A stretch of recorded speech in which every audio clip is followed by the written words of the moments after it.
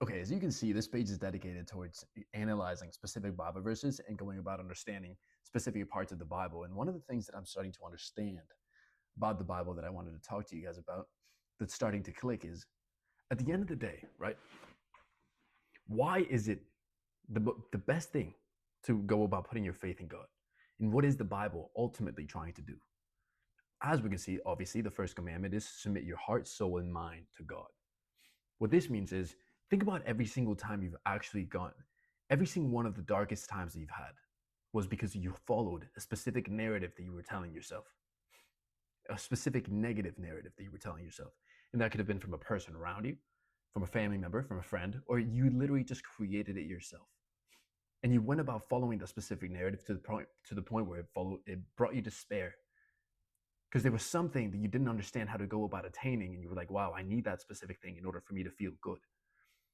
But what the Bible is literally teaching you is, hey, there's this God right here that is telling you, do not follow your own understanding and submit your heart, soul, and mind to me.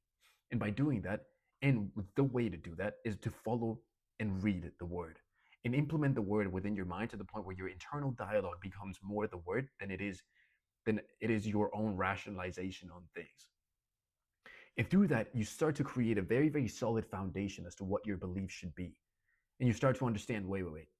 I don't need to follow my own understanding because I'm aware that every single time that I follow my understanding, it brings me to a point of despair if I am not able to, if I don't diligently follow and identify the things that are bringing me to that point, the specific thoughts that I'm following that are bringing me to that point. But what God is basically doing is creating a shield for that. If you really pay attention, He tells you you should not want. It's literally said in the Bible, you shall not want because God is your shepherd. So you have to have complete and utter faith that God is leading you in the way that He wants to lead you, and through committing and diligently working for Him in everything that you do and anything that you do, He's just creating this sort of foundation in overall, what would you call it, shield around you that is preventing you from ever getting dismayed.